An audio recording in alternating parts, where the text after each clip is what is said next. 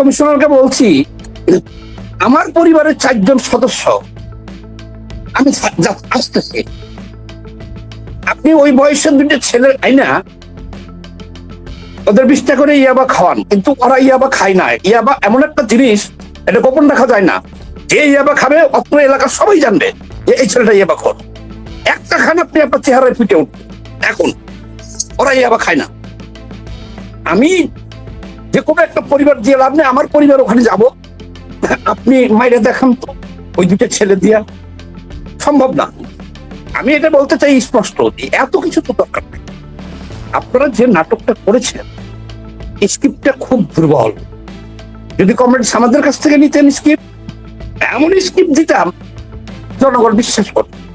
এখানে বিশ্বাস করার মতো কিছু নাই বিধায় এখানে এগুলো নিয়ে আলোচনা করে ধর্ষণ হয়েছে না কি হয়েছে না কি হয়েছে দরকারটাই। আমি আপনাকে জানেন যে আমিও একজন বিশেষজ্ঞ, এই পারপাসে সব কথা ওপেন বলবো না। আর ঝলকে বলছি, এক দৃষ্টিতে দেখে বলছি, অত্যন্ত প্রশিক্ষিত গ্রুপ ছাড়া পুলিশের পক্ষেও এই ঘটনা ঘটাইয়া ওখান থেকে ফিরে আসা সম্ভব না। ওই কমিশনারকে চ্যালেঞ্জ করলাম যে উনার সবচেয়ে চোখস্থ 4 জন পুলিশ, 2 জন পুলিশ দিয়া ওখানে একটা ফ্যামিলির 4 জন লোককে আইরা ওখান থেকে আসতে বলুন। তাইলে ধর্ষণ হয়েছে কিনা, খেজুর খাইছে কিনা, কি হয়েছে কিনা, এটা অল্প বিজ্ঞান। মানুষ ওকাচুতা, সারা বিশ্বের মানুষ ধরছে কেন?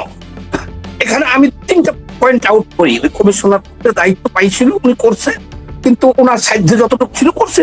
ওনার স্ক্রিপ্ট দুর্বল। এখন সবাই জেনে গেছে এই ঘটনা একেবারে অত্যন্ত ক্যাটাগরি প্রশিক্ষিত জঙ্গি ছাড়া ঘটনা সম্ভব নয়। আবার জঙ্গি লাগালেন কেন? জঙ্গি ছাড়া এত নিষ্ঠুর ভাড়াটিয়া কিলার আপনি বাংলাদেশে পাবেন না। ভাড়াটিয়া কিলার পাবেন, তারা গুলি করে ছেড়ে চলে যাবে, কিন্তু এইভাবে নির্যাতন করে হত্যা করার জন্য কোন ভাড়াটিয়া কিলার আপনি বাংলাদেশে পাবেন না। আমি চ্যালেঞ্জ করলাম। আর এই 2 ছেলের পক্ষে এই ঘটনা ঘটানো আদৌ সম্ভব নয়, সম্ভব না। উনি যখন ওই এক টিচারকে উপরে যখন টিচার গেছে, ওই টিচারকে গামছা দিয়ে যখন হত্যা করতে যাবে, টিচারের সাথে এই 2 জনের ধস্তাধস্তি, মারামারি, আশেপাশের বিল্ডিং এর সব মানুষ জেগে যাবে। অবশ্যই কাজেই একটা অত্যন্ত ক্লিয়ার, একটা প্রশিক্ষিত জঙ্গি লক্ষ্য এবং উদ্দেশ্য হলো ভীতি সৃষ্টি করা। নাম্বার 2, বাংলাদেশকে 5 ইয়ার্স, 5 বছরের মধ্যে হিন্দু শূন্য করা। আর হিন্দু শূন্য করতে 5 বছর লাগুক বা 20 বছর লাগুক, সেটা ফ্যাক্টর না। তারা এখন যে সুযোগটা পেয়েছে এটাকে কাজে লাগাবে। এবং বাংলাদেশ সকল হিন্দুর ভিতরে একটা ভীতি সৃষ্টি হয়েছে। এটা নিয়ে আমি আলোচনা করতেই রাজি নাই। সাউদ ভাই খুবই সুন্দর বলেছেন। আপনার কথার মধ্যে খুবই গুরুত্বপূর্ণ 2টো বিষয় এসছে। সেটা হলো, I can challenge mister commissioner, আপনি ওই 2 জন লোক পাঠান, আমাকে মেরে দেখান গামছা দিয়ে। আমাকে কোথায় আসবো বলেন? তিনটাই ওই 19 বছর বয়স হবে একজনের, 23 বছরের একজন, আর তাদের অস্ত্র হবে কি গামছা। আমাকে মেরে দেখান, আমি বন্ড হয়ে দিচ্ছি, আমাকে মেরে দেখান। স্ক্রিপ্ট এত দুর্বল কেন? আপনার সমাজের কাছে স্ক্রিপ্ট দিচ্ছেন, কেউ ধরতে পারত না। তবে খেজুর খায় কারা? খেজুরের ইতিহাস বলবো না, খেজুর ভালোবাসে কারা? কারা মানে এই কথা, কারা যে মুখে যদি এই হিন্দি বাল রাখেন 70,000 করে ফেরেশতা থাকবে, কিন্তু এই বালে যদি কাপড়ের নিচে থাকে 70,000 করে শয়তান থাকবে। এই মতদর্শ কাদের? আর এরা কতটুকু নিষ্ঠুর হতে পারে আপনাকে আমি আর একটা 30 সেকেন্ড একটা কথা বলি। 30 সেকেন্ড। বাংলাদেশে এইরকম হত্যাকাণ্ড করার জন্য আপনি কোটি টাকা নিয়ে কিলার খুঁজতে খুঁজতে খুঁজতে ফেরত আসবেন, রাজি হবে না। তারা কি এই যে হাদিকে মারাইলো ডক্টর ইউনূস, হাদিকে তো মারাইছে ডক্টর ইউনূস, দিছে 30 কোটি দিব বলে দিছে 2 কোটি টাকা ডক্টর ইউনূস। হ্যাঁ, এরকম পাবেন, কাজ করে মারবে ভাই, চলে যাবে ধুমধাম। তারাও মানুষ। কমিশনার যেমন কান্না করে বলতেছে আমি তো আবেগপ্রবণ মানুষ, আরে যারা ভাড়াটিয়া গুন্ডা তারা আপনার আমার চেয়ে মানবিক। আমি বললাম ঢাকার সমস্ত ডনের সাথে আমার সম্পর্ক ছিল, আমি চ্যালেঞ্জ করলাম, ঢাকার সমস্ত ডনের সাথে আমার সম্পর্ক ছিল। ওই যে যাদের 21 জন শিশু সন্ত্রাসী 50,000 টাকা করে সরকার পুরস্কার ঘোষণা করেছেন, প্রত্যেকের সাথে আমার ব্যক্তিগত সম্পর্ক ছিল। তারা অনেক মানবিক, অনেক মানবিক, অনেক মানবিক। তারা টাকার জন্য কাজ করে, চান্দা চায়, গুলি করে দেয় একজনকে। তারা যে কতটুকু মানবিক আমার ভিতরে সেই ইতিহাস আছে এই আন্ডারওয়ার্ল্ড জগতের। আপনি ভাড়া করে এই কাজ করে যে পারবেন না ভাই, এটা প্রশিক্ষিত জঙ্গি, এটা একটা প্যাটার্ন। বাংলাদেশ থেকে হিন্দুকে নিধন করতে হবে, আরো দখল করতে পারবো না, কিন্তু ভীতি সৃষ্টি করতেছে। দুর্বল। আমি 2টা চ্যালেঞ্জ দিয়ে শেষ করে দিচ্ছি, আর 15 সেকেন্ড নিলাম। 2টা চ্যালেঞ্জ। এরকম একটা ঘটনার জন্য কিলার ভাড়া করতে যান, তখনই আপনি আটকে যাবেন, রাজি হবে না তারা। তারা বলবে শুট করবো, চলে আসবো। আর যেখানে এইরকম ঘটনা ঘটবে ভাই, এরা প্রশিক্ষিত জঙ্গি।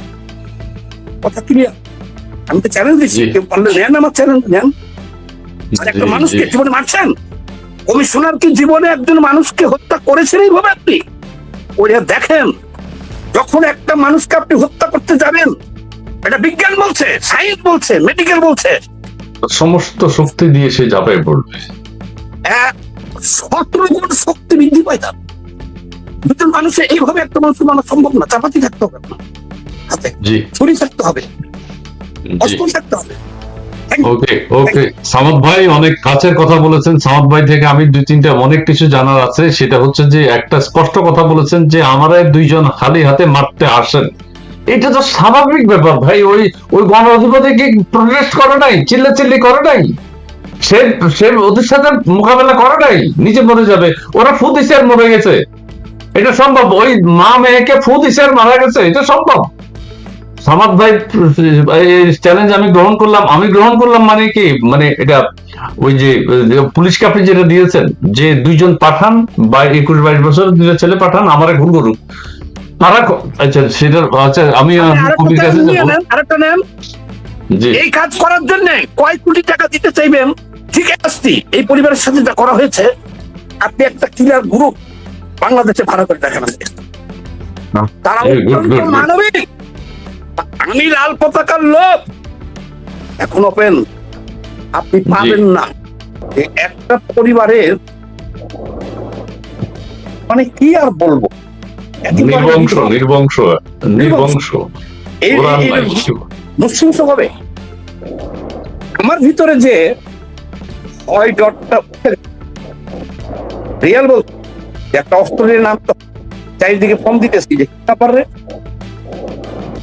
ঠিক তদ্রুপ এই ঘটনা পরে সারা বাংলাদেশের মানুষ যারা বিবেকবান মানুষ, এদের ভিতর থেকে ভয় শূন্য হয়ে গেল। চিত্ত যে থাই ভয় শূন্য, কবি ভাই শুনছে আমার কবিতার একটা লাইন বলতাম, চিত্ত যখন ভয় শূন্য হয়ে যায়, সেইখানে আমার যুদ্ধ ছাড়া কোনো থাকে না। ওইদিকে যতটুকু শুনলাম, জয় শ্রীরাম বলে শুভেন্দু তরবারি নিয়া, মানে তারা যদি নাও ঢুকে, কিন্তু এরকম একটা বিস্ফোরণ কলকাতায় শুরু হলো। কি যে হইতো। কিন্তু আমি ধন্যবাদ জানাই যে বাংলাদেশে এখনো এই যে আগুনটা জ্বলে উঠছিল সারা বিশ্বের কোনো মানুষ না এটা যদি এইটার কারণে সারা দেশে রায়ট লেগে যেত, যুদ্ধটা কার সাথে লাগতো? যুদ্ধটা লাগতো তাদের সাথে যুদ্ধটা লাগতো তাদের সাথে। কাদের সাথে? তাহলে কাদের সাথে লাগতো এটা একটু পরে বলি। জি, বাংলাদেশের যে গেম মেকার আছে এখনো এই যুদ্ধটাকে পলকে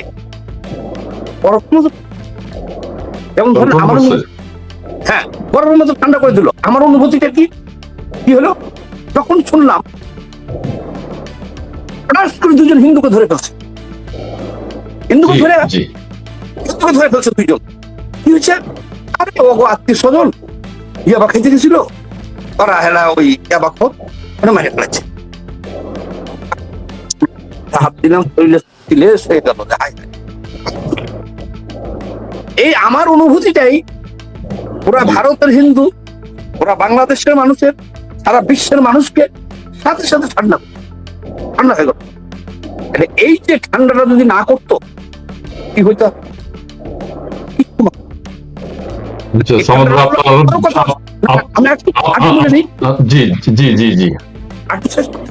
ঘটনা হলো কি এখানে গ্যারেজ আসতে বিশ্বাসযোগ্য করে তোলার জন্য কতজন অফিসার ওখানে সংবাদ সম্মেলন করলো, তার মধ্যে সবাই হিন্দু। দেখি কারে ডাক দেয় হিন্দু, হ্যাঁ না ডাকেন না, বলতেছে সাংবাদিক জিগে স্যার মামলা হইতে কয়ে রাখো, আমি জিগে ওসির দিকে ওসি পরিমল প্রশিক্ষণ দিতেছে, ওসিরে তাও হিন্দু, হ্যাঁ সব হিন্দু, ডাক্তারও হিন্দু। এখানে ওই যে হিন্দু মুসলমানরা হিন্দু নিধন করে এই সেন্টিমেন্ট চোখের তারা উড়াই দিতে পারে। কিন্তু যখন আপনি যদি একটা মানুষের মাথায় বাড়ি দেন হঠাৎ করে, ও কয়েক মিনিট ও কিছুই বুঝবে না, কয়েক মিনিট কিন্তু ঠান্ডা লেগে থাকবে, তারপরে তার জ্ঞান ফিরে পাবে। যখন জ্ঞান ফিরছে মানুষের ততক্ষণে তো সেই যে যুদ্ধ লাগার সম্ভাবনা ছিল, অস্ত্র নেওয়ার সম্ভাবনা ছিল, সেই জিনিসটা কিন্তু ভুলে গেছে। এখন সবাই বুঝতেছে। আমাকে আরো বলতে দিবেন নাকি? না, আপনি একটু থামলে আবার আরেকজন বললে, আপনি আবার বললে, আপনার ডিটেল আপনি গুছিয়ে নেন, একটু রেস্ট নেন, গুছিয়ে নেন। আমি এবার কবি হাসান আল আব্দুল্লাহর কাছে যাব। কবি হাসান আল আব্দুল্লাহ আমাদের সাথে যুক্ত হয়েছেন, আপনি শুনেন। জি, এই হত্যাকাণ্ড নিয়ে আপনার কাছে কি মনে হচ্ছে? আমি যে একজনকে বলতে শুনেছি পুলিশ মনে হয় ছাদে ছিল ওই হত্যাকাণ্ডের সময়, অথবা পুলিশ ওখানে সিসি ক্যামেরা রেখেছিল, সেই সিসি ক্যামেরার ফুটেজ এখন দেখেই পুলিশ দুজন আসামিকে গ্রেপ্তার করে ফেলছে। এখন আবার কেউ বলছেন যদি সিসি ক্যামেরায় দেখে থাকে তাহলে সেই ফুটেজ গুলো একটু প্রকাশ করা হোক, অথবা ওই দুইজন আসামি থানা যাই বলে এসছে যে আপনাদের এদের চারজনকে আমরা হত্যা করবো, আপনারা এসে আমাদেরকে ঘুমন্ত অবস্থায় গ্রেফতার করে ফেলে ওনারা ঘুমাই থাকবো, ঠিক আছে। অথবা ওই দুইটা ছেলের বাবা মা আগেই থানায় জানাই দিয়েছে যে এরা খুন করতে পারে, এরা ঘুমাবে, যখন আপনাদেরকে ইনফর্ম করবো আপনারা এসে তাদেরকে গ্রেফতার করে নিয়ে যে। এই ছাড়া তো আর কোনো কারণ দেখি না গ্রেফতারের। জি প্লিজ আপনি একটু বলবেন। দুঃখজনক একটা শব্দ আসছে, যদি আপনারা আপনাদের মাইক্রোফোনটা অফ রাখেন। দুঃখজনক যে আমাদের দেশে চাটার দলেরা আগে চাটে, তারপরে বুঝতে পারে এবং অন্যকে সজাগ করে। সেরকম চাটার দলের একজন, তার প্রতি এখনো আমার শ্রদ্ধা ভক্তি আছে কিছুটা। ব্রিগেডিয়ার শাখাওয়াত বলেছেন বাংলাদেশ থেকে ডিজিএফআই এবং সচিবালয় থেকে যদি পাকিস্তানকে বিতাড়িত করা যায়, উনি এক্স্যাক্টলি এই ভাষা বলেন নাই, বাট এটাই বলতে চেয়েছেন, পাকিস্তানকে যদি বিতাড়িত করা যায় তাহলে বাংলাদেশ শান্তিতে থাকতে পারবে। দেখুন, পাকিস্তানে হিন্দু নিধন কিভাবে করা হয়েছে, ঠিক এখানে যে 4 জনকে যেভাবে হত্যা করা হয়েছে, এইভাবে পুরো পাকিস্তান জুড়ে হিন্দু নিধন করে এখন পাকিস্তানে কিন্তু হিন্দু পাবেন না। বাংলাদেশে স্বাধীনতা যুদ্ধের সময় 22% হিন্দু ছিল, এখন সম্ভবত 5%-এর মতো আছে। আমি একটু অন্যরকম বুঝি। যখনই এটা দেখলাম এবং ওই দুটো বাচ্চাকে অ্যারেস্ট করা হলো, আমার মনে হলো যে 4 জন হিন্দুকে মেরেছে, আরো 2 জনকে মারার জন্য অ্যারেস্ট করা হয়েছে। This is how I look at it. শুনুন, এরা যখন 5ই আগস্টে বাংলাদেশকে দখল করেছিল, তখন বলেছিল যে এই দেশকে আমরা মধ্যযুগে ফিরিয়ে নিয়ে যাব। কেউ কেউ ঘোড়ার গাড়ি চড়ে সেটা ঘোড়ায় চড়ে প্রদর্শন করার চেষ্টা করেছিল। সেই দৃশ্য আমার মনে আছে। বাংলাদেশে বিদ্যুৎ নাই, গ্যাস নাই, বাংলাদেশে খাদ্য সংকট, এবং তারাও কোনো রকম মানে যারা মসনদে বসে আছে তারাও কোনো রকম আশ্বাস দিতে পারছে না যে অমুক দিন থেকে এই সমস্যার সমাধান হবে। তার মানে বলেছে 2 বছর পরে, 2 বছর, তাও নয় বলেছে, কিন্তু তারপরে শিওর নয়। বলছে 2 বছরের মধ্যে কিছু করা সম্ভব না, অন্তত আমরা 2 বছর ধরতে পারি করেছি। তার মানে এই যে মধ্যযুগে নিয়ে বাংলাদেশে মধ্যযুগীয় কায়দায় এইভাবে হত্যা করে হিন্দু নিধন করে, জঙ্গিরা কেন আছে? জঙ্গিদের কেন ধরছে না? যারা অস্ত্রশস্ত্র সহ 2250 অস্ত্রশস্ত্র সহ বেরিয়ে গেছে বাংলাদেশের অনেকগুলো জেল ভেঙে, তাদের কেন ধরছে না? আজকে শাখাওয়াত যখন বলেন যে ডিজিএফআই এবং সচিবালয় থেকে পাকিস্তানকে আগে নির্মূল করার চেষ্টা করেন, তখনই বোঝা যায় যে ঘটনাটি কি ঘটছে। পাকিস্তানের জঙ্গিবাদ বাংলাদেশে কায়েম করে বাংলাদেশ থেকে সেকুলার পিপল, যারা আওয়ামী লীগের মধ্যে কিছুটা সেকুলারিজম রয়েছে, সম্পূর্ণ নয়, তাদের এবং হিন্দুদের পুরোপুরি নিধন করার একটা প্রক্রিয়া চলছে। এবং এদের তো অ্যারেস্ট করেছে, আপনি যেটা বললেন, এদের তো অ্যারেস্ট করেছে জাস্ট আইওয়াশ করার জন্য।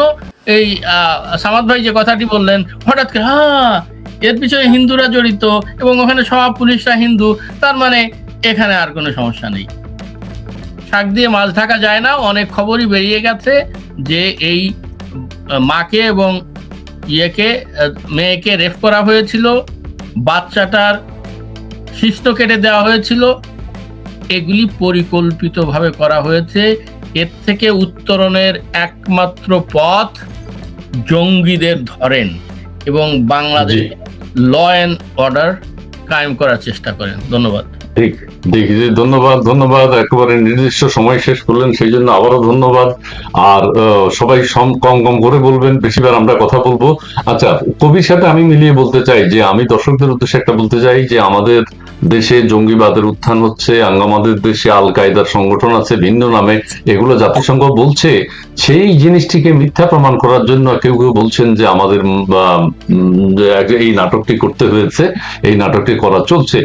আর আরেকটি বিষয় হচ্ছে যে কবি যেটা উল্লেখ করলেন, ওই ছেলেটির শিশ্ন কেটে দেওয়া হয়েছে, ওই মেয়েকে রেপ করা হয়েছে, দুঃখজনক, অত্যন্ত দুঃখজনক। কিন্তু ডোমের কথায় আমরা এটা প্রমাণ পাই। এখন ডোমের কথাটাকে গুরুত্ব দেওয়া হচ্ছে না কেন? ডাক্তারও বা কেমন, তিনি বললেন যে না, এরকম কিছু হয়নি। কিভাবে সম্ভব? আমি এবার অ্যাডভোকেট শরীফুদ্দিন সাহেবের কাছে যাব। উনি খুব আলোচিত এই সময়ে, যে বিভিন্ন ডক্টর ইউনূসের বিরুদ্ধে মামলা পরিচালনা করছেন। তার মামলার পরবর্তী পদক্ষেপ কি সেটা আমরা পরে জানবো। শরীফ সাহেব, আপনার কাছে প্রথমে জানতে চাই, এই যে হত্যাকাণ্ড, সারা দেশে খুন সন্ত্রাস, রংপুরের 4 মার্ডার, এটা নিয়ে আপনার বিশ্লেষণ একটু আইনের দৃষ্টিতে একটু বলবেন প্লিজ। কি অবস্থায় আছি আমরা? এরপরে সামাদ ভাইয়ের কাছে যাব।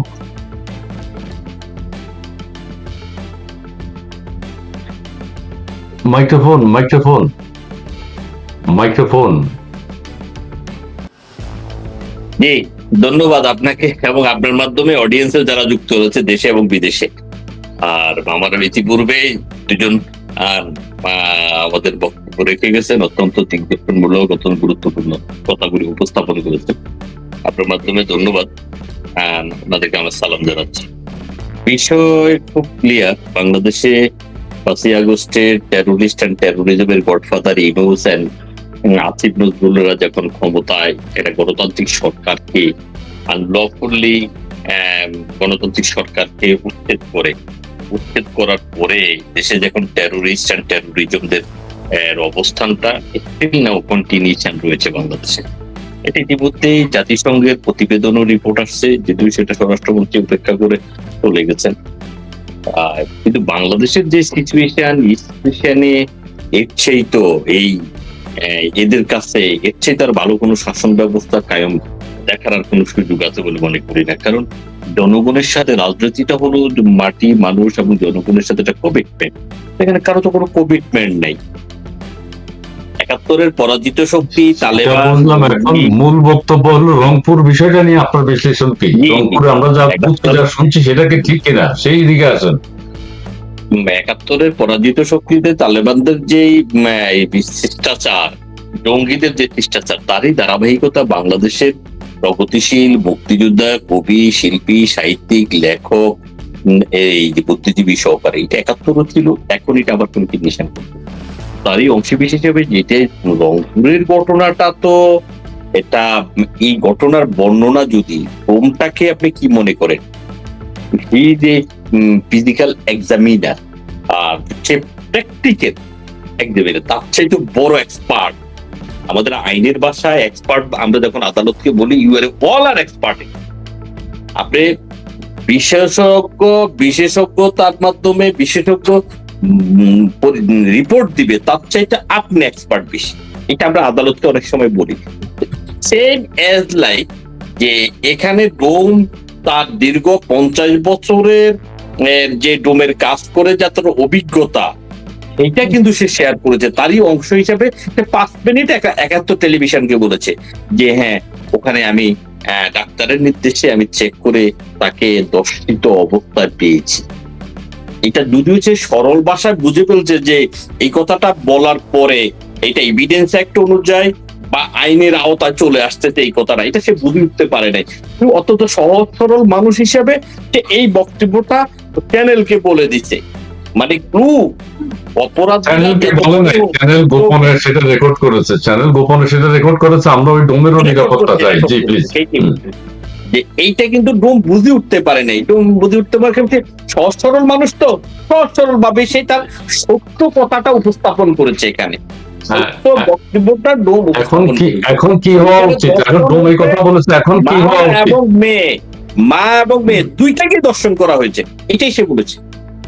ঠিক আছে, এই যে এইটা পরিকল্পিত রাষ্ট্রের মদতে যখন অপরাধীরা পরিচালিত হয়, রাষ্ট্র যখন অপরাধীদের টেরোরিস্ট এন্ড টেরোরিজমদেরকে প্রোটেকশন দেয়, সেখানে এর চাইতে আর কিছু না। না, এখন ডোমের কথাটা আইনের দৃষ্টিতে, ডোমের কথাটা এখন আমলে নেওয়া উচিত কি না, এটা তো বললো। এখন তো আইনের দৃষ্টিতে নিতে হবে তো। এটা তো ডোমের কথার সাক্ষীর এক্সামিনের উপরেই তো এই মামলা জাজমেন্ট হবে। সে অপরাধী যেই হোক, তাকে এই দর্শনের পরে হত্যা, আগে দর্শন তারপরে হত্যা, এটা তো সে স্পষ্ট বলেই দিছে। কিন্তু আইনের আওতা এটা এইটাই চলবে, এটার উপরেই আইন স্ট্যান্ড নিতে হবে। সেইটা বলে যে এখন এইটা তদন্ত করা উচিত, এই যে স্যাম্পল রেখেছে সেটা পরীক্ষা নিরীক্ষা করা উচিত, এগুলো বলেন না। হ্যাঁ জি, এইটাকে এখন তো বাংলাদেশে তো তদন্ত ব্যবস্থাটা তো পুলিশের কাছে থাকার কারণে পুলিশ না, আপনার কথা আপনি বলবেন যে কি চান। জি, আমি এবার কমরেড সামাদ সাহেবের কাছে যাব, যে আপনার কাছে ওই মামলার কথাটাও শুনবো, আরো যে মামলা মোকদ্দমা নিয়ে আপনি লড়ছেন, যে আপনি শেষ করুন। জি জি বলেন। আমি বলবো, বলেন। বক্তব্যটা হলো যে ইনভেস্টিগেশন অফিসার ওখানে যে পুলিশ কমিশনারের মায়া কান্না নাটক, ওইটা তো জাতিকে দেখালো, আবার তাকে বদলি করে দিল, তাকে সব পে করলো, উড্র করলো। এরপরে এখন এই ডোমের বক্তব্যের উপরে ডিপেন্ড করে এখানে আমরা জুডিশিয়ারি, যদি হাই জুডিশিয়ারি কোন ইনকোয়ারি দেয়া হয়, তাহলে এই হয়তো বা এই মামলাটা আলোর মুখ দেখবে। এটা পুলিশের হাতে দেওয়া যাবে না, এটা পুলিশের হাতে দেওয়া যাবে না। আমরা মনে করি আইনের ছাত্র হিসেবে এই ডোম যে বক্তব্য রেখেছে এটা ইউনিভার্সাল টু, এটা সত্য। এই সত্যের উপরে ডিপেন্ড করে রাষ্ট্রের এখন উচিত, সরকার বাহাদুরের উচিত এখানে জুডিশিয়ারি, হাই জুডিশিয়ারি ইনকোয়ারি দেওয়া, যে আসলে মূল ঘটনাটা কি সংঘটিত হয়েছে, অপরাধী যেই হোক তাকে আইনের আওতা আনা হোক এই ইনকোয়ারির মাধ্যমে। তাহলে অনেক ধন্যবাদ আপনার কাছে। ওই মামলা মোকদ্দমা সম্পর্কে জানতে চাইবে। এবার আমরা প্রিয় দর্শক আরেকটা কথা বলি, ডোম যে কথাটা বলেছে, আমরা ডোমের নিরাপত্তা চাই। ডোম মনের কথাগুলো সুন্দর করে পার্সোনালি বলে দিয়েছে, সেটা হচ্ছে গোপন ক্যামেরা ছিল, কিন্তু ডোম সেটা বুঝতে পারেনি, হয়তো সে বলতো না। তাহলে বলতো না, অনেক কথা কিন্তু থেকে যেত, বাকি থেকে যেত জানার। আমাদের যে জানা, আমরা জেনেছি অনেক কিছু। এখন ডাক্তার যে পরীক্ষা করলো, সেখানে কেন ধর্ষণের কথাটা আসলো না? ডোমের কথা সত্য নাকি ডাক্তারের কথা সত্য? সামাদ ভাই একটু বিশ্লেষণ করবেন, সবকিছু দর্শকদের জন্য ক্লিয়ার করবেন। জি, আমি স্পষ্ট ভাষায় বলছি, জি, সে কমিশনার যে কান্নাটা দিয়েছিল এটা হলো মেকি কান্না, এটা এত শর্ট টাইমে বলা যাবে না। আমি আবার ওটার বিশেষজ্ঞ। উনি কান্নাটা ছিল, ওটা হলো ভুয়া কান্না। এক নাম্বার দুই, এত কাহিনী তো দরকার নাই। আমি চ্যালেঞ্জ জি। পাবেন না। তারা মানবিক, জি, যত বড় জি, গুন্ডা জি, তত জি। বেশি মানবিক সে, আমি বলবো। জি, জি, জি, অনেক ধন্যবাদ। অনেক গুরুত্বপূর্ণ কথা জানলাম। আমরা এবার কবি হাসানুল আব্দুল্লাহর কাছে যাব। যে আমাদের সামাদ ভাই যেটা বলেছেন, যে কোটি কোটি টাকা দিলেও এইভাবে বিভৎস অবস্থায় মারার কোনো কারণ নাই। তারা কোটি কোটি টাকা দিলেও দূর থেকে পিস্তল দিয়ে গুলি করে মেরে ফেলবে, এরকম এরকম হয়তো দায়িত্ব নিতে পারে, কিন্তু এইভাবে বিভৎস ভাবে মারা, এই যে ফ্যামিলিটা মৃত্যুবরণ করেছে, তাদেরকে মেরে ফেলছে, এটা একদম প্রশিক্ষিত। এবং প্রশিক্ষিত কারা?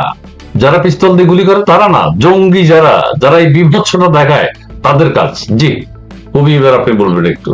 এই জঙ্গি হত্যাকাণ্ড বাংলাদেশে বেশ কিছুদিন ধরে চলছে। আমি সামাদ ভাইয়ের সাথে সম্পূর্ণ একমত হয়েই বলছি, শুধু 5ই অগস্টে না, আপনার কি মনে আছে যে হুমায়ুন আজাদকে কিভাবে আক্রমণ করা হয়েছিল? জি, জি, জি, হুমায়ুন আজাদের কালকেই আমি রাতে একটা ভিডিও দেখছি, আমি তখনই 2006 সালে ভিডিওটা করেছি। উনি বলছেন বাংলাদেশ এখন জঙ্গি আক্রান্ত, এরা বিভিন্ন জায়গায় সেকুলারদের হত্যা করার চেষ্টা করছে।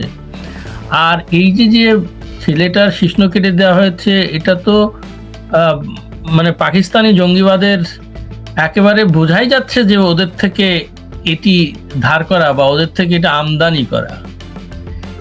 এখন যেখানে জাতিসংঘ বলছে যে বাংলাদেশের নানা জায়গায় আল কায়দার উত্থান হচ্ছে, বাংলাদেশ একেবারে আমলে নিচ্ছে না। আপনার মতামত কি? এটা কি হতে পারে? এই হামলাটা কি হতে পারে রংপুরে যেটা ঘটেছে? অবশ্যই জঙ্গি হামলা, এতে তো কোনো সন্দেহ নাই। এটা মানে একটি জনগোষ্ঠীকে সম্পূর্ণভাবে নির্মূল করার জন্য। যে শুনুন, এই কাজ যে একদিনই হচ্ছে তা নয়, পরের দিনই দেখুন কালকে একটা খবর এসছে চাঁদপুরে আর একটা হিন্দু। সেটা আবার অন্য কাজ, সেটা আবার অন্য তদন্ত। না, এখনো এটা নিয়ে কোনো হয়নি। এটা হয়তো তারা ওই যে স্বর্ণ ব্যবসা করে, তারা কি মানুষের সাথে প্রতারণা করেছে কিনা, এগুলো তদন্ত চলছে। জি, দেখুন, এইভাবে অনেক কিছুই বেরোবে এবং শেষ পর্যন্ত যেটা হচ্ছে, আমাদের জেলখানাগুলিতে কাদেরকে হত্যা করা হচ্ছে? তারা কি বিএনপি না জামাতের না জঙ্গিদের? জঙ্গিরা কিন্তু এখন জেলখানা নাই, জেলখানায় হত্যা করা হচ্ছে আওয়ামী লীগেরদের। এবং কত হত্যা করা হয়েছে তার কোনো হিসাব আছে? রাস্তাঘাটে কি করে হত্যা করা হচ্ছে, কিভাবে জবাই করা হচ্ছে, তাদের কোনো বিচার হয়েছে? এমনকি 5ই অগস্টে ধরলাম শেখ হাসিনা হুকুম দিয়ে গুলি করেছেন তাদের কথায়, কিন্তু যারা হত্যা হয়েছে তাদেরকে পোস্টমর্টম করা হয়েছে? না, সেটা হয়নি। আমরা তো রংপুরের বিষয়টা নিয়ে, ওইটা তো আমরা সবাই জানি, ওগুলো তো করা হয়নি। প্রত্যেকটা জিনিসের সাথে প্রত্যেকটা জিনিস কানেক্টেড। আপনি যদি হিসাব করে একটি জনগোষ্ঠীকে ধ্বংস করতে চান, যে শেষ করে দিতে চান, তাহলে তো এইভাবেই আগাতে হবে। এবং যেটা সামাদাই বললেন, গামছা, এই গামছা কি গোলাম আজমের ছেলের গামছা, যে এই গামছা দিয়ে, এক গামছা দিয়ে 4 জনকে এইভাবে হত্যা করে ফেলানো যাবে? একজনকে ছাদ থেকে, আর যখন ছাদে ওনাকে হত্যা করলো তখন নিচে কেউ জানে না, ওরা পালিয়ে যেতে পারতো না? ওরা শোরগোল করে চারপাশে মানুষকে জড়ো করতে পারতো না? পরিকল্পিত, জি, অবশ্যই পরিকল্পিত হত্যাকাণ্ড।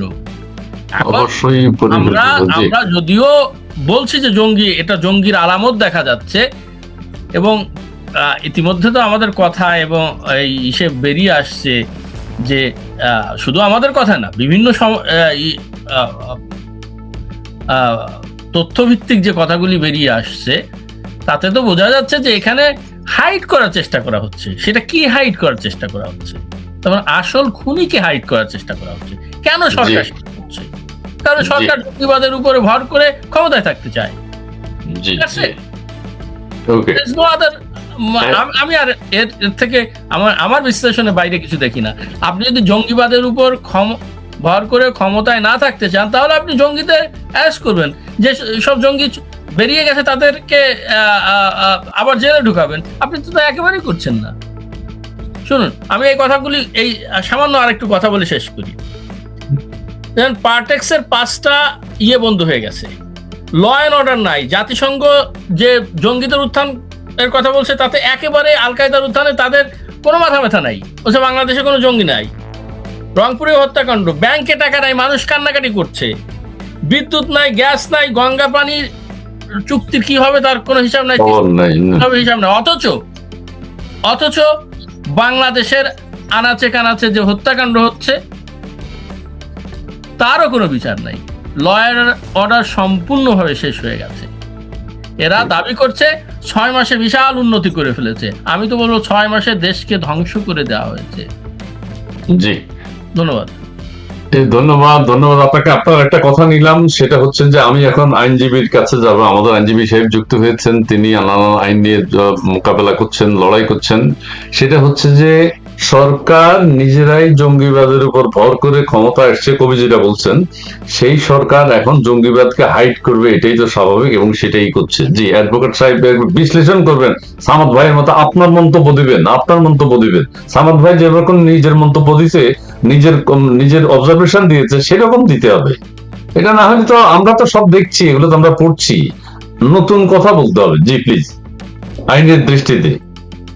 আইনের দৃষ্টিতে তো আইনের শাসন ব্যবস্থা এটা তো নেই। আইনের দৃষ্টিতে আইন কখন এক্সারসাইজ হবে, সুশাসনটা কখন হয়, সুশাসন কার কাছে, গুড গভর্নমেন্টস এর ব্যাখ্যাটা আসছে না কি?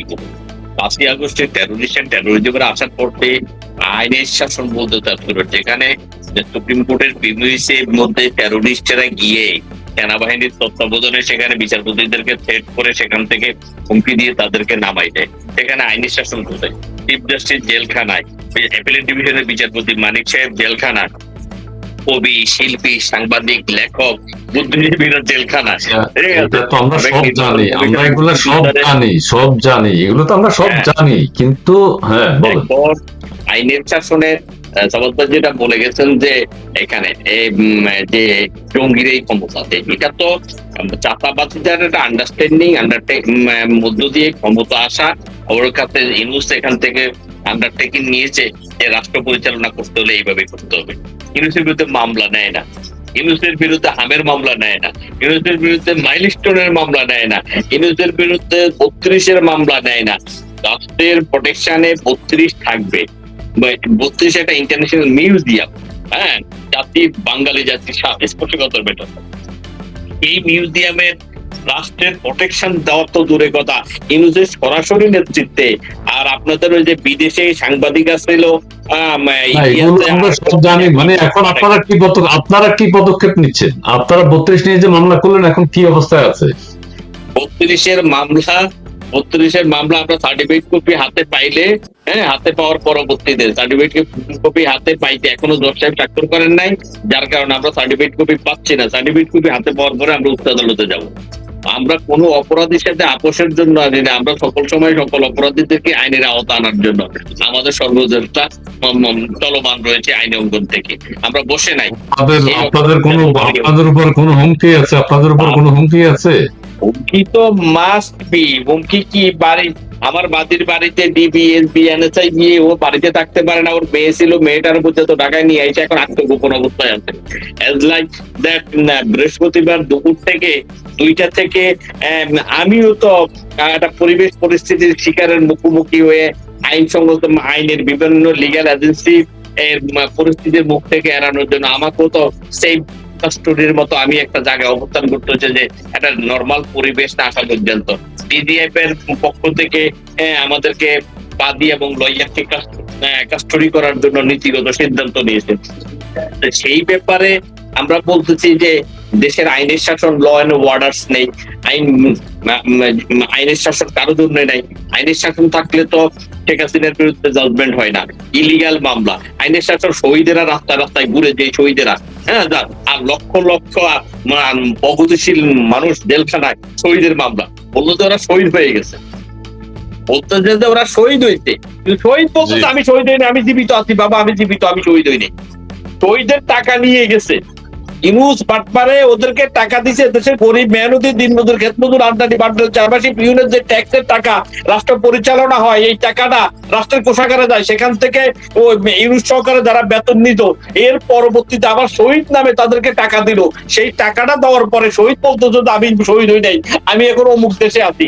যেমন 107 নম্বর জুলাই যোদ্ধা মদের বারে মারা গেছে, 107 নাম্বার জুলাই যোদ্ধা মদের বারে অসুস্থ হয়ে মারা যায়, তার পরিবারকে 30 লক্ষ টাকা দেওয়া হয়, সে শহীদ হয়নি। ওই দিন সে অতিরিক্ত মদ্যপানের কারণে মৃত্যুবরণ হয়েছিল। 18 জুলাই হামিম সাইমুলকে মুক্তিযোদ্ধা মন্ত্রণালয়ের গেজেটে তার বাবাকে কামরুজ্জামানকে টাকা দেওয়া হলো 30 লক্ষ টাকা।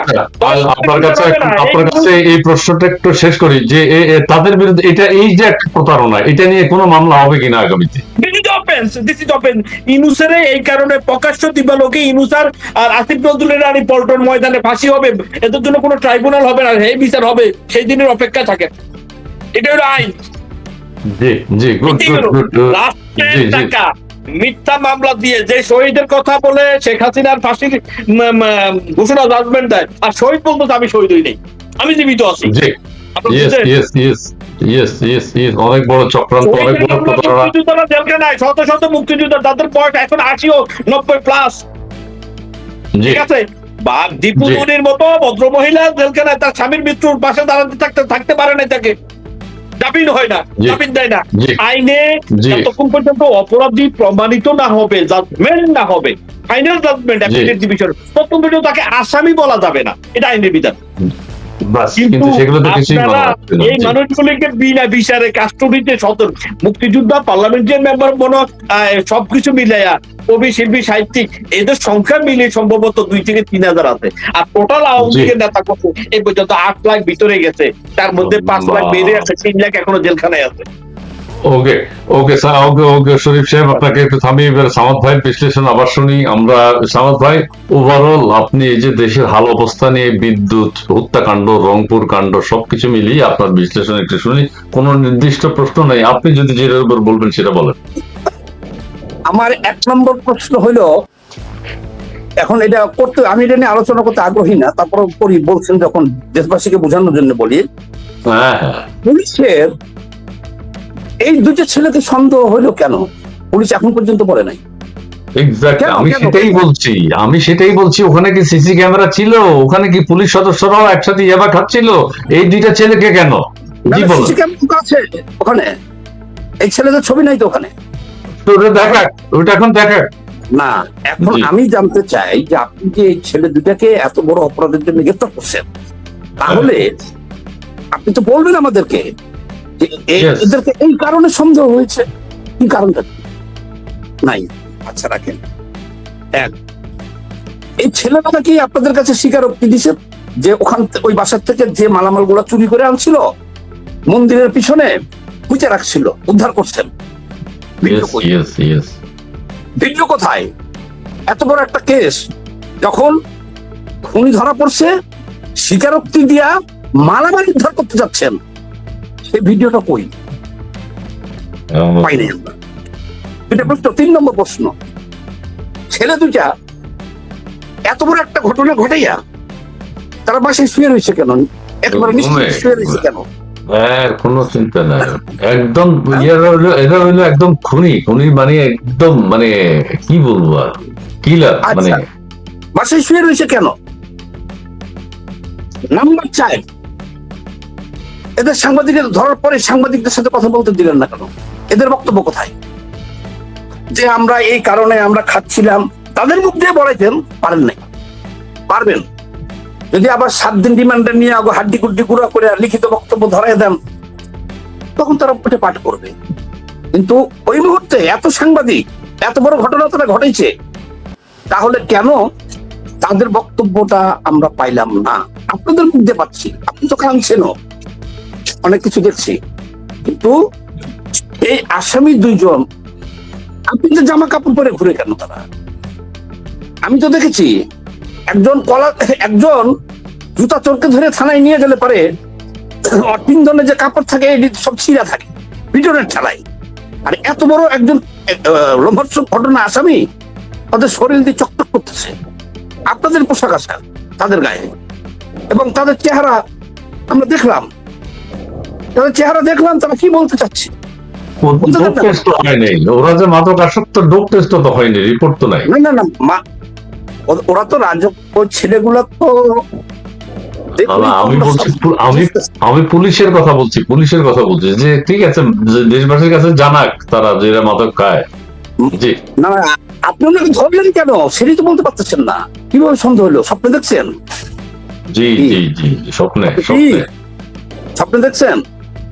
তাহলে এখানে শুনেন, এখানে কাজটা হয়েছে কি, আমি আপনাকে দেখেন, দেশের আইন শৃঙ্খলা পরিস্থিতি চরম অবনতি হয়ে যেত।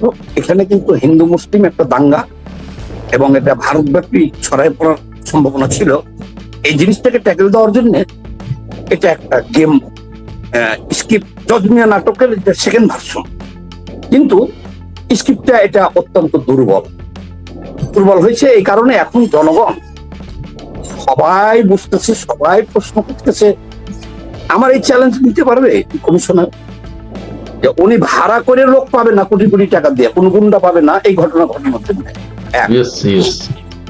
নাম্বার 2, এই 19 বছর আর 23 বছরের দুই ছেলেকে দিয়া ওই এক শিক্ষককে গামছা দিয়ে হত্যা করা সম্ভব না, মানে আশেপাশে বিল্ডিং সব ধস্তাধস্তিতে লোক সব চলে আসবে দৌড়িয়া, এবং এই ধস্তাধস্তিতে তার স্ত্রী যদি আসে, ওর স্ত্রী একলা আসবে না, ওর পরিবারের যে আরো 3 জন ছিল সবাই নিচের থেকে চিল্লাইতে উপরে আসবে, এবং ওদের চিৎকারে শত শত লোক চলে আসতো ওখানে।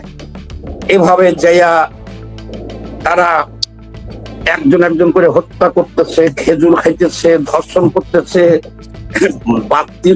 বাড়ির কারেন্টের লাইন খাইতে দিতেছে, শশা থেকে ফ্রিজ খাইতেছে, আবার ওখানে বসে বলতেছেন ইয়াবা খাইতেছে। খাওয়ার পরে তারা এখান থেকে বের হয়ে যায় বাসায় গিয়ে ঘুমায় রয়েছে, আর আপনি স্বপ্নে দেখছেন ইয়াদ করে বলছেন। স্ক্রিপ্ট দুর্বল। এখন আমরা এটাও বুঝি কোনটা, তারেক রহমান ভারত গেলে কথা বুঝেন, তারেক রহমান বোকা না, সেক্টর কমান্ডারের ছেলে। তারেক রহমান এখন নির্ঘুম অবস্থায় দিন রাত পালন করতেছে। তার কারণটা কি?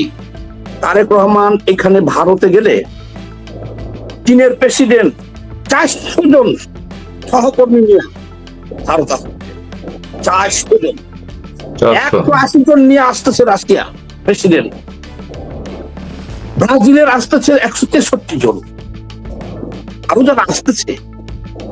নরেন্দ্র মোদী যে সুযোগ করে দিয়েছিল তারেক রহমানকে, যে এই সমস্ত লোকগুলোর সাথে সে ওখানে সাক্ষাৎ করতে পারতো এক সফরে। তারেক রহমান এখানে বলতে পারতো যে চীন তোমার কে, চীন যদি 400 জন নিয়ে আসতে পারে, আমরা তোমার প্রতিবেশী বন্ধু, আমি 401 জন নিয়ে আসতেছি। তারেক যাইতে পারতো 401 জন নিয়ে, এই এক সেটিং এ সে রাশিয়ার প্রেসিডেন্টের কাছ থেকে আনতে পারতো, চীনের প্রেসিডেন্টের কাছ থেকে আনতে পারতো, ভারত থেকে আনতে পারতো। আমার এদেশের কৃষক শ্রমিক মেহনতি মানুষ এদেরকে 2 হাত ধরে সে দিতে পারতো। জিম্মি কোথায়? জিম্মি সে জিম্মি ওইখানে 1971 সালের পরাজিত শক্তিরা রাজাকার আলবদর আলফা প্রত্যেকে 4টা 5টা 7টা করে বিবাহ করেছে, কন্ডম ব্যবহার করে নাই, তাদের প্রত্যেকের ঘরে সন্তান হলো 10টা 12টা 14টা করে। এই যে বিশাল জনগণ, তাদের কথা একটাই, তারা ঘাস খাবে। 1971 সালে তাদের পূর্বপুরুষদেরকে যেভাবে নাজেহাল করা হয়েছে, পাকিস্তান ভাঙিয়ে দেওয়া হয়েছে, 54 বছর ধরে তারা ঘর থেকে বের হইতে পারতেছে না। রাজাকার রাজাকার রাজাকার, রাজাকারের বাচ্চা, রাজাকারের সন্তানটাকে তাদেরকে সেভাবে প্রশিক্ষিত করা হয়েছে, তারা সুযোগ পেয়েছে, তারা ঘাস খাবে, তারা ঘাস খাবে, তারা মক্কা চলে যাবে, তারা চীন থেকে অস্ত্র কিনবে, তারা ভারতের বিরুদ্ধে লড়াই করবে, তারা বাংলাদেশের যারা হিন্দু আছে নিধন করবে, তারা শেখ হাসিনাকে উৎখাতে অনেকে জীবন দিয়েছে। এই যে প্রশিক্ষিত জঙ্গিরা তারা সামনে ছিল, তারা স্পষ্ট বলছে তারেক রহমান 15 বছরে তোমরা একটা বালু ট্রাক সরাতে পারো নাই, আমরা এটা করছি, খবরদার যদি নড়াচড়া করো আগে আমাদের সাথে বুঝে নাও। তারা ঘোষণা দিয়েছে যে ভারত যদি তারেক রহমান যায় তার আগে আমাদের মৃত্যু হোক। এই হুমকিটা অনেক বড় ব্যাপার। এই গোষ্ঠী তাদের কাজ চালাচ্ছে, যারা হিন্দু নিধন করছে তারা বাংলাদেশে। তারেক রহমান তাদেরকে ছেড়ে এই ভারতের স্বর্ণের ভান্ডার আনতে চাইছে। আপনি বলতেছেন যে তার বোন শাড়ি পরেছিল, শালের চাদর পরেছিল, এর জন্য সে কয়েকদিন মার খাইছে আপনারা জানেন? আমরা তো ভিতরের খবর জানি। কারণ না তাকে বলা হয়েছিল কি, সে বলছিল যে মর্জিনা ওই যে কাজের মেয়েকে যে শালটা দিয়ে দিছিলাম সেটা ওইটা তুমি পরে, ও বুঝতে পারে না ও আর বোন নতুন শাল পরে ফেলেছে, কয়েকদিন মার খাইছে। কারণ তার পাশে যা 1,000 থেকে 2,000 পিস কাপড় পাবেন সব ইন্ডিয়ান, তাও পুরানটা পরে গেছে। বাংলাদেশের হ্যাডাম থাকতো তো বলতো আজকে থেকে ভারতের কোনো কিছু নিলাম না, আমরা আমদানি করলাম না, দেখি বলুক। কিন্তু সবাই বুঝতেছি দুর্ভিক্ষ হবে, এই জন্য তারেক রহমান যাচ্ছে না। তারেক রহমান শর্ত দিছে কি, হাদির খুনিদের ফেরত দাও। এই শর্তটা লিখে দিছে নিজ হাতে, কে লিখে দিছে, এটা আগে দিতে হবে। আচ্ছা, এখন আমাকে একজন জিজ্ঞেস করছে রাশিয়া থেকে কমিউনিস্ট, যে who's that man person Hadi, what is this? এত বড় ফ্রেন্ডলিকে আমরা কেউ চিনলাম না, এই শর্ত দিছে, একটা হত্যা করছে, না হলে তার কোনো যাবে না। আমি বললাম যে হাদি সে একজন জঙ্গি, সে একজন বাস্টার্ড, সে একজন লায়ার, বলি এখন আরো শুনবি যে আমাদের বাংলা ভাষায় আমাদের সন্তানরা, রাজনীতিবিদরা অকথ্য ভাষাটা বলবো না আমি, কেউ যে ভাষাটা বলতে পারি না সেই ভাষায় সে গালাগালি করছে মাইক দিয়া, এবং সে জঙ্গি ছিল এবং তাকে তারা কোরবানি দিয়েছে রাষ্ট্রীয় ক্ষমতা দখল করার জন্য। এই ছেলেটা 1, 2, 3, 4 তারেক রহমানের ড্যাশমার, কে বলছে? তারেক আউয়া, তারেক আমার কি আউয়া, কে বলছে? আচ্ছা, ওদিক থেকে ক্রস করলাম, এদিকে চলে আসলাম। আমি বলতেছি যে বাংলাদেশের প্রকৃত অবস্থাটা হলো কি ভাই, এটা যে আমরা ঘাস খাবো কিন্তু হিন্দু মারবো, হিন্দু নিধন করব, ভারত আক্রমণ করব, ভারতে হামলা চালাবো, আমরা মক্কা জোটে যাব, আমরা সৌদি জোটে যাব, আমরা পাকিস্তান জোটে যাব। তাহলে এখন এই যে এই গেমটা না করে তারেক রহমানের উপায় আছে, আমি তার পক্ষ নিতে পারবো, বলেন? জি জি সামাদ ভাই, ওই যে হাদির একটা বই বের হয়েছে কালকে, মুক্তি পেয়েছে, ওই বইটা কি আপনি পড়ছেন? বইতে সংলাপ গুলো আছে, আপনি যেগুলো বলতে চাইছেন এগুলো আছে ওর হাদির বই। হাদি যেসব বক্তব্য দিয়েছে, যেসব স্লোগান দিয়েছে, সবগুলো নিয়ে একটা বই বেরিয়েছে কালকে। আমি ভাই হাদির বই পড়তে চাই না, হাদির খবর কবে ওখান থেকে উঠে যেতে পারবো ওই চিন্তা করছি। হাদির আবার বই আমি পড়বো, এটা তো হতে পারে না। ঠিক আছে, সামাদ ভাই রেজিস্ট্যান্ট যে কবি হাসান আব্দুল্লাহ, আমরা কবি বলতে বলতে হাসান আব্দুল্লাহ সাহেবের নামই ভুলে যাচ্ছি।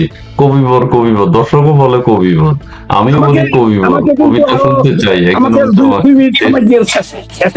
হ্যাঁ, শেষে আছেন কবি সাহেব, বলুক। জি জি জি, বিষয়ের উপর একটু শুনুন। এই বিষয়ের উপর বলতে হলে প্রথমে বলবো যে বাংলাদেশ ডিজার্ভস ইট। আজকে যে ঘটনার ভিতর দিয়ে যাচ্ছে, এটা বাংলাদেশের মানুষের মানে পাওয়াটা খুবই জরুরি হয়ে গেছিল। আচ্ছা, কেন সে কথা বলছি, আমি সামাদ ভাইকেও তাদের বাইরে রাখছি না, সরি সামাদ ভাই, জেনে শুনেই বলছি। যখন এই জামাত শিবির বলল যে তোমরা খুদা হাফেজ বলো না, আল্লাহ হাফেজ বলো, একেবারে আমরা সব দৌড়িয়ে গিয়ে ঝাঁপিয়ে পড়ো, হ্যাঁ এতকাল ভুল করেছিলাম, আল্লাহ হাফেজ বলা দরকার।